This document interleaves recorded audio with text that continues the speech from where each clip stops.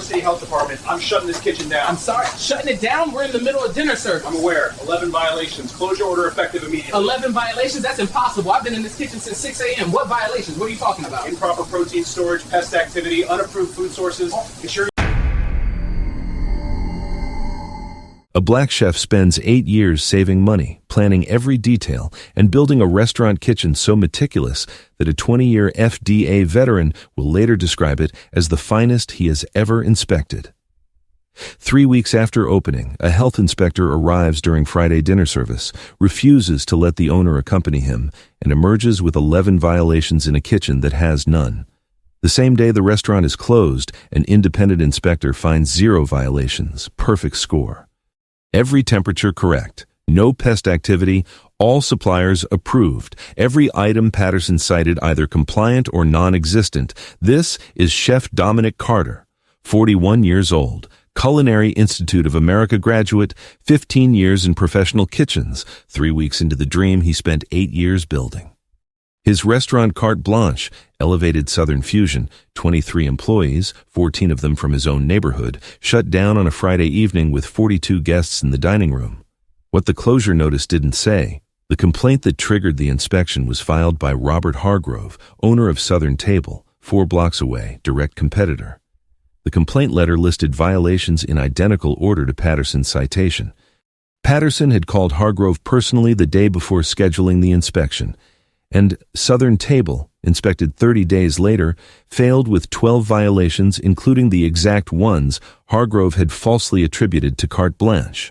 One man wrote the violations, another man found them, in a kitchen that had none. This will cost $8.9 million, and 2 careers, permanently close the competitor's restaurant, and expose a pattern of targeted inspections against minority businesses that the city had dismissed 6 times before. Comment below if you believe a restaurant with a perfect independent inspection record shouldn't be closed over a false complaint. 3 weeks before Patterson arrived, Dominic Carter had stood in his dining room at 5:45 p.m. on opening night and felt 8 years of work become real.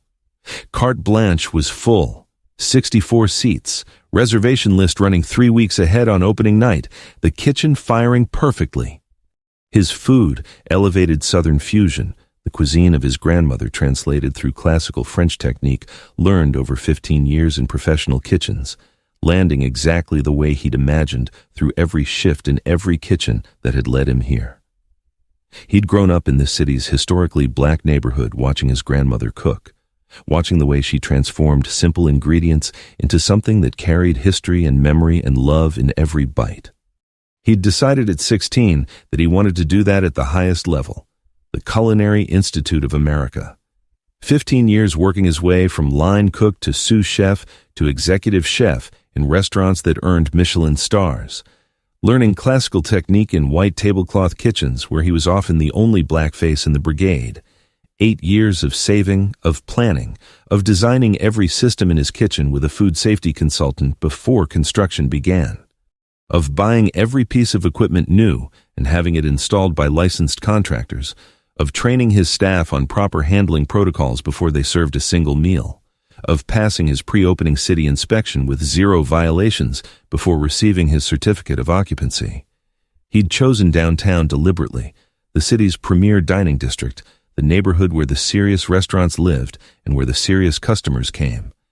He'd heard the quiet version of the argument that a Southern fusion concept from a black chef belonged somewhere else, in the neighborhood he came from rather than the neighborhood where fine dining happened.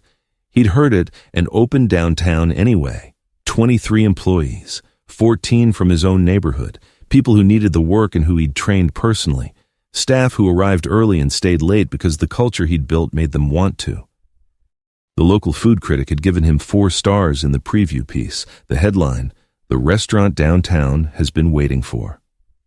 Reservations were building, word was spreading. 3 weeks in, Carte Blanche was becoming what he'd believed it could be. 4 blocks away, Robert Hargrove was watching his dining room empty. Hargrove had operated Southern Table for 40 years, third-generation restaurant owner.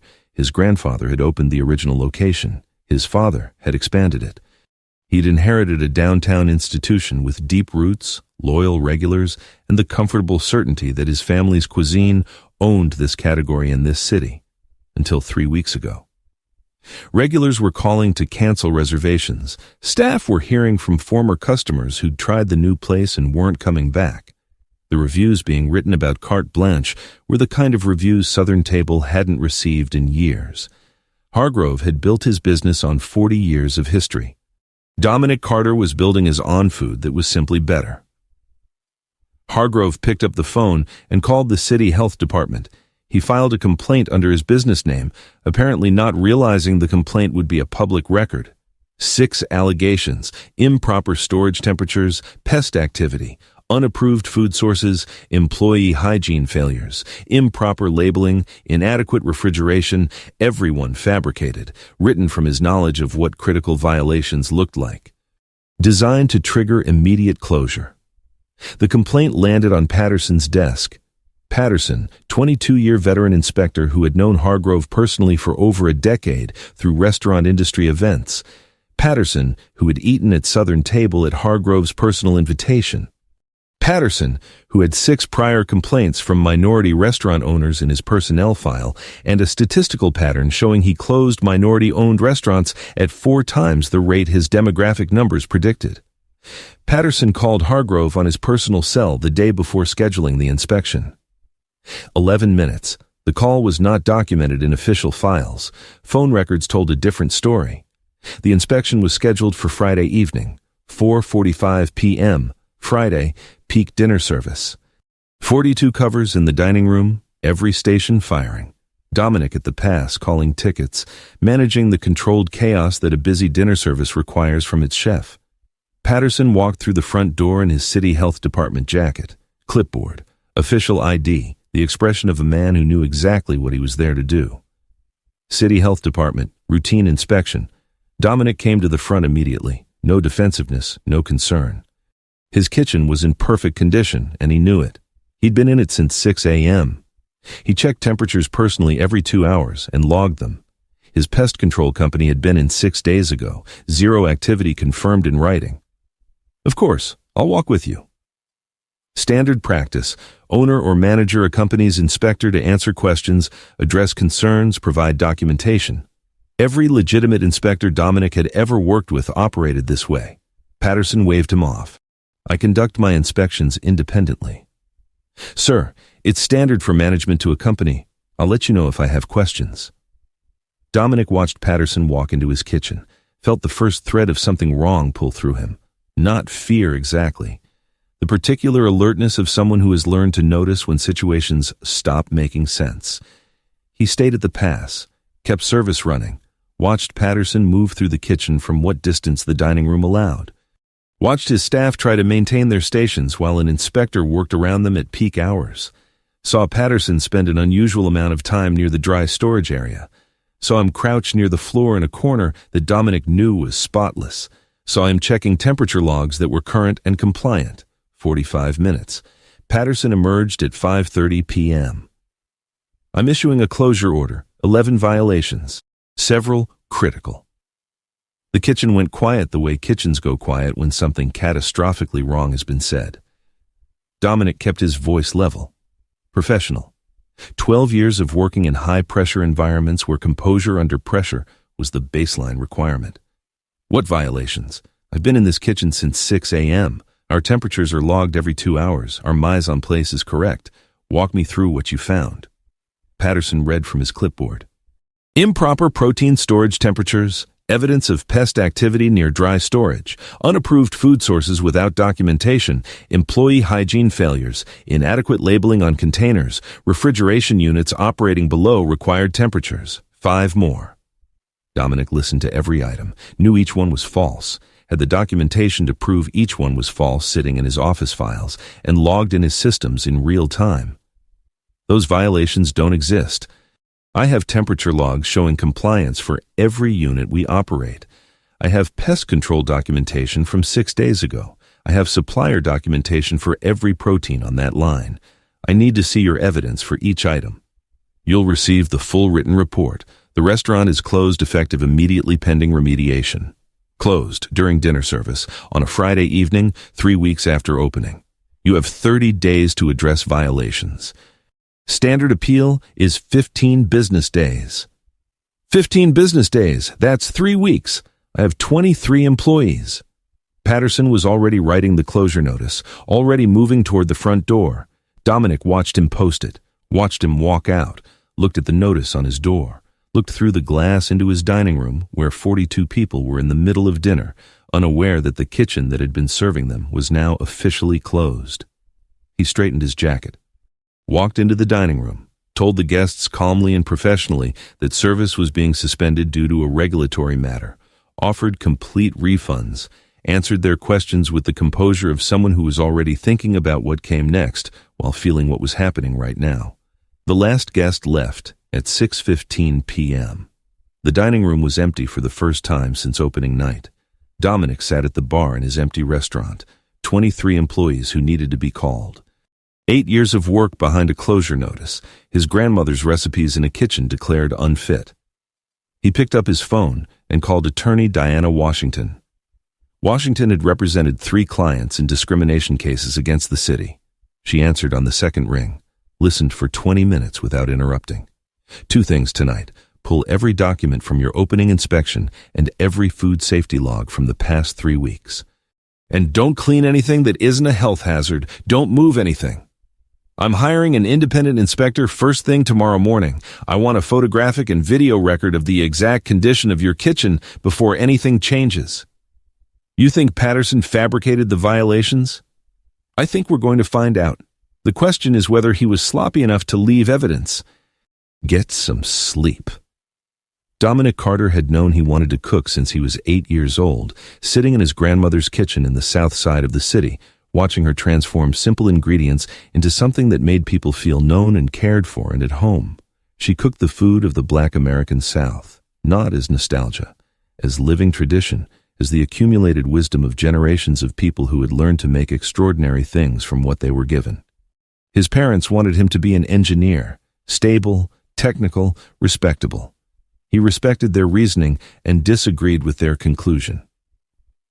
At 17, he applied to the Culinary Institute of America, was accepted.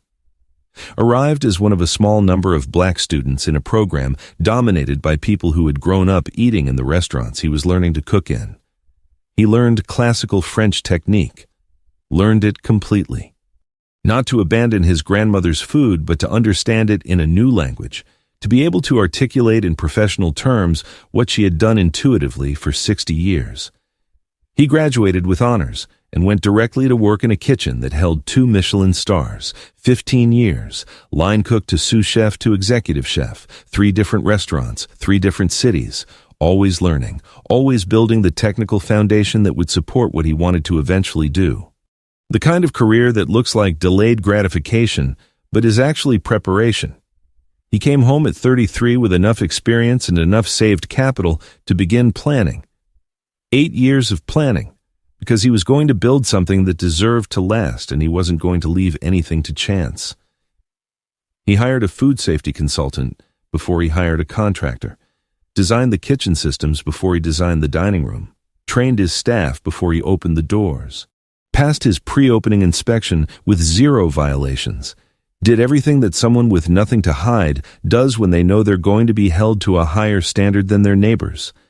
Because he knew that.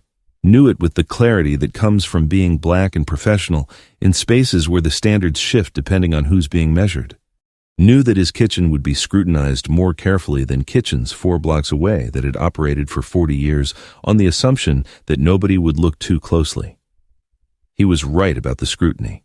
He was wrong that being perfect would protect him from someone who had decided the scrutiny should find something regardless of what was there. Patterson hadn't come to inspect his kitchen.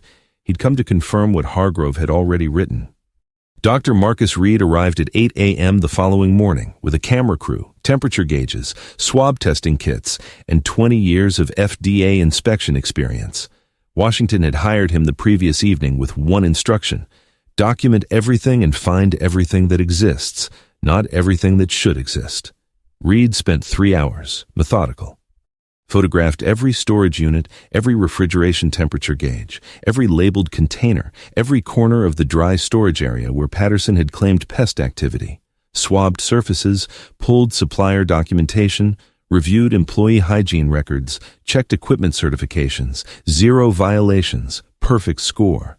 Every refrigeration unit running within required temperature range, with Dominic's own logs confirming consistent compliance for 3 weeks. The dry storage area where Patterson had documented pest activity showed no evidence of any kind, a finding confirmed by the pest control company's written report from 6 days earlier, showing 0 activity throughout the facility. Every protein on the line, sourced from licensed approved suppliers with complete documentation on file. Employee hygiene records complete, current, and properly maintained. Reed's written report was 12 pages. His summary was 1 sentence. In 20 years of food safety inspection, I have never seen a kitchen this meticulously maintained for a restaurant open only 3 weeks. Not one item cited in Inspector Patterson's closure order reflects the condition of this kitchen. Washington filed an emergency motion to reopen that afternoon, attaching Reed's full report and requesting immediate independent review of Patterson's findings.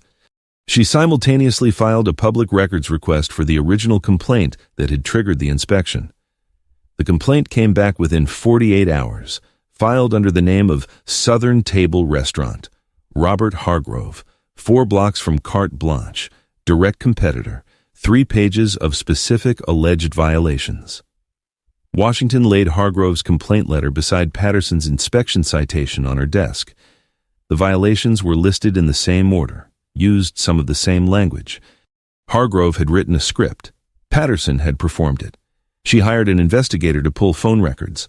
The subpoena came back showing a call from Patterson's city-issued phone to Hargrove's personal cell the day before Patterson had scheduled the inspection.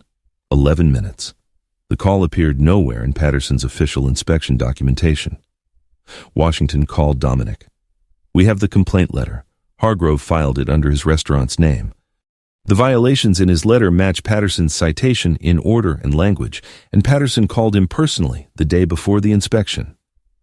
A long silence. He sent Patterson a script. Yes, and Patterson used it in a kitchen where none of it existed.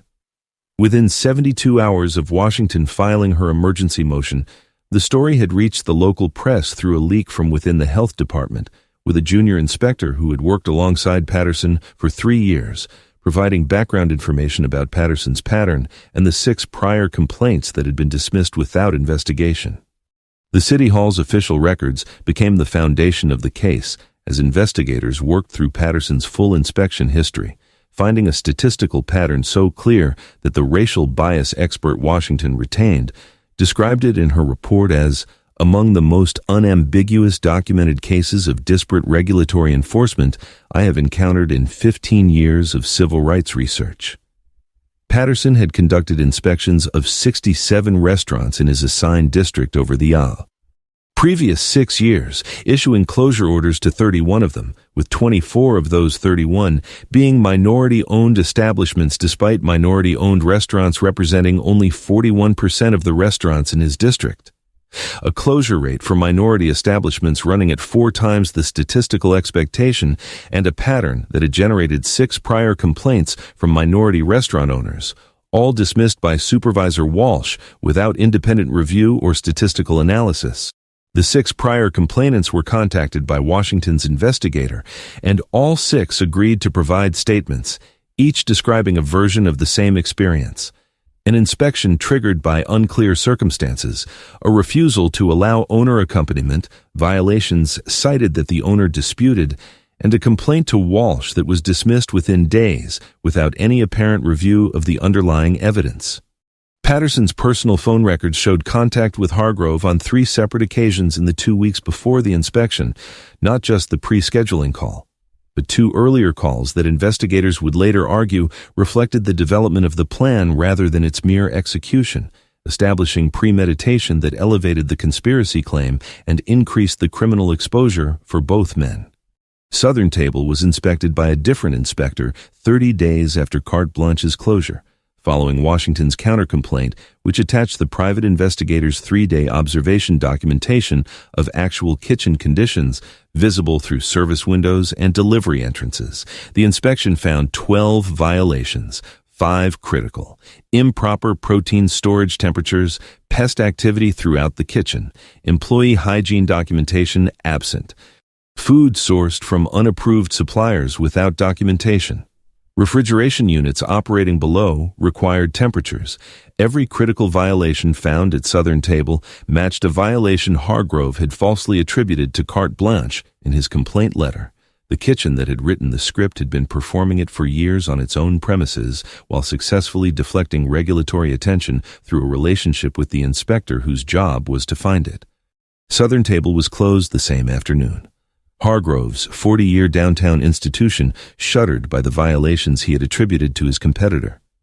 The symmetry was not lost on anyone who read the inspection reports side by side.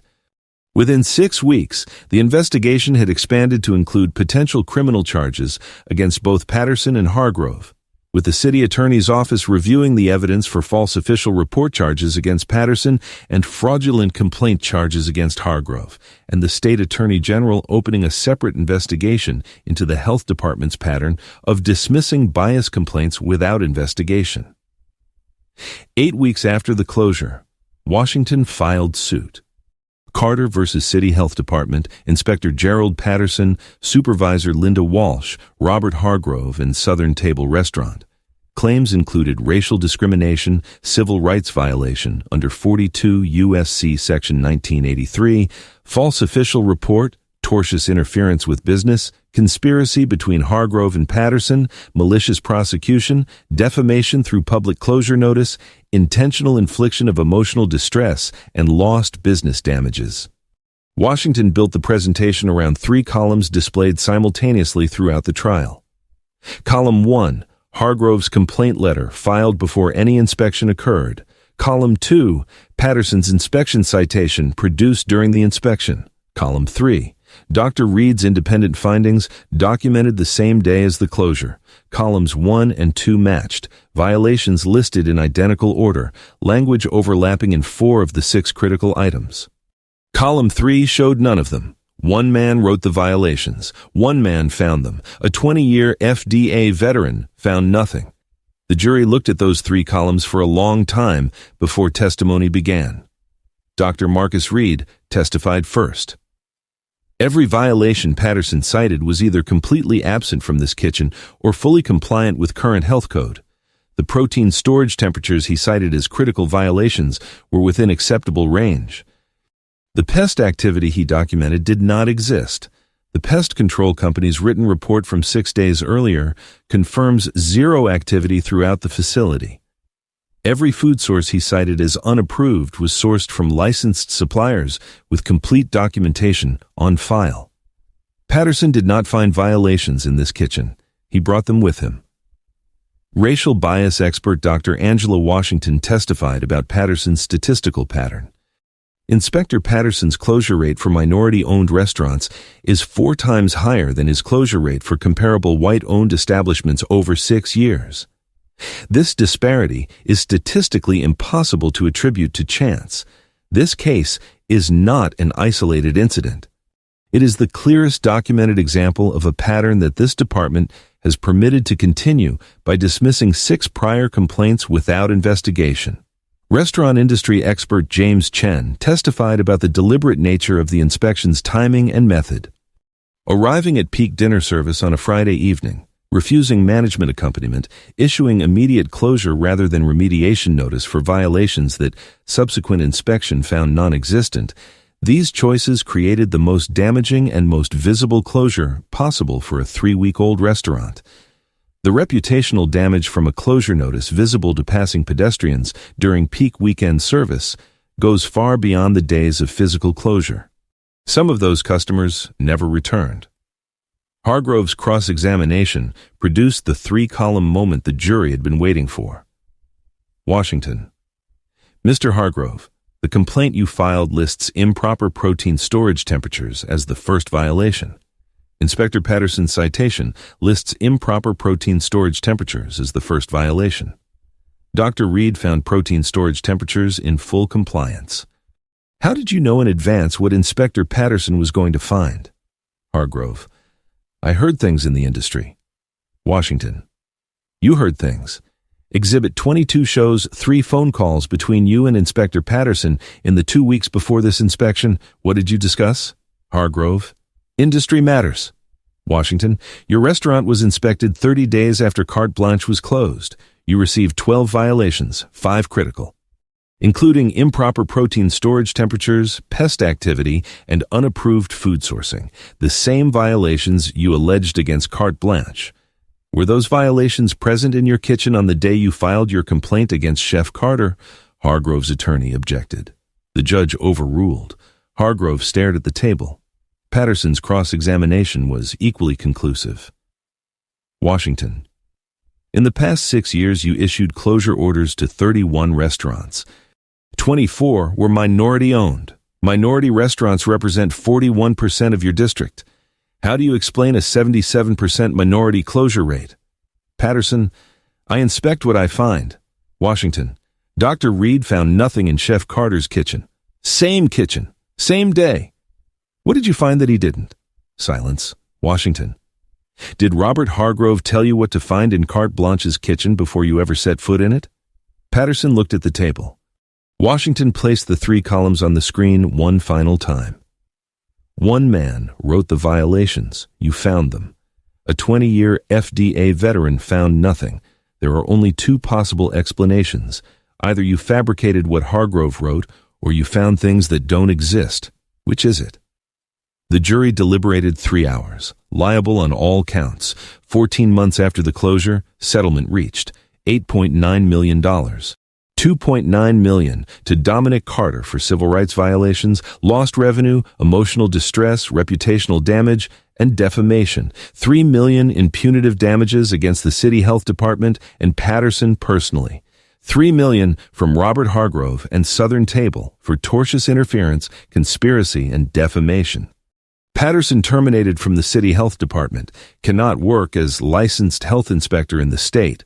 Personally liable $200,000, 6 prior complaints from minority restaurant owners reopened and all found meritorious with separate settlements, criminal referral for filing false official report. Walsh demoted, suspended 90 days without pay, transferred out of inspection supervision, resigned 8 months later. Hargrove personally liable $1.5 million. Southern Table permanently closed following additional inspection findings, criminal referral for conspiracy, and filing fraudulent regulatory complaint. 40 years of family business ended by the violations he had attributed to his competitor. Filed personal bankruptcy. Systemic reforms implemented. All inspections triggered by competitor complaints now require a second independent inspector, statistical audit of all inspectors' closure rates by restaurant demographics, mandatory annually. Inspectors with personal relationships to complainants required to recuse. Management must be permitted to accompany inspector with documented exception. Closure orders require supervisor independent review before issuance. State legislation followed, making false complaint filing to regulatory agencies a felony when pattern is established, requiring mandatory recusal when inspector has personal relationship with complainant, and mandating annual public demographic audit of all regulatory closure orders statewide. Carte Blanche reopened 11 days after closure. The story of the independent inspection, the complaint letter, and the competitor's exposure generated national press coverage. Within 6 months, reservations ran 3 months ahead. A second location opened 2 years later. A James Beard Award nomination followed in year 3. Dominic used the settlement to establish the Carter Foundation for Black Culinary Excellence, providing mentorship, legal support, and regulatory defense resources for Black-owned restaurant businesses facing discriminatory targeting. He still arrives at 6 a.m., still checks temperatures personally, still logs everything. I built that kitchen to be perfect because I knew I couldn't afford to give anyone a reason. I was right that I couldn't afford it. I was wrong that being perfect would protect me. Patterson brought the violations with him. What protected me was documentation, an attorney who moved immediately, and the fact that Hargrove filed his complaint under his own name. Attorney Washington used the Carter case to establish precedent requiring independent inspection when competitor complaints trigger regulatory action. teaches civil rights litigation at state law school, using the case as primary example. What made this case winnable was the three-column comparison. Hargrove wrote it, Patterson found it, Reed found nothing. Any jury in the country understands what those three columns mean. Dr. Reed became an expert witness in 4 subsequent discrimination cases involving fabricated inspection violations. What Patterson did required Hargrove's script because he needed violations that looked plausible. The problem is that when you fabricate violations in a kitchen, this meticulously maintained, the gap between what was cited and what exists becomes the evidence. Hargrove's deposition statement was widely quoted, "I thought I was protecting my business. I didn't think about what I was doing to his." Facing criminal charges, permanently closed, personal bankruptcy. The 40-year institution his grandfather built ended because competition arrived that was simply better, and he chose fraud over improvement. Patterson under criminal investigation for false official reports. 6 prior victims settled. His statistical pattern over 6 years became the evidence base for statewide audit reform that has since flagged 3 other inspectors with similar disparities. Now, here is what this story is about beyond one restaurant and one corrupt inspection.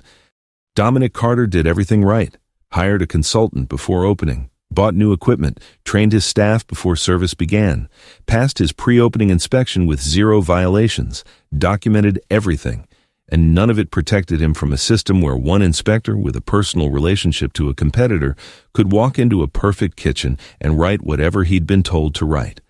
That's the vulnerability that this story exposes. Not just individual bias, but institutional corruption enabled by inadequate oversight. Patterson had 6 prior complaints.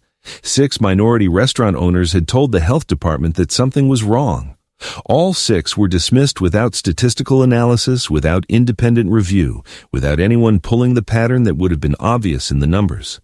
The 6 prior victims didn't have Diana Washington, didn't have the resources for Dr. Reed, didn't have documentation as meticulous as Dominic's.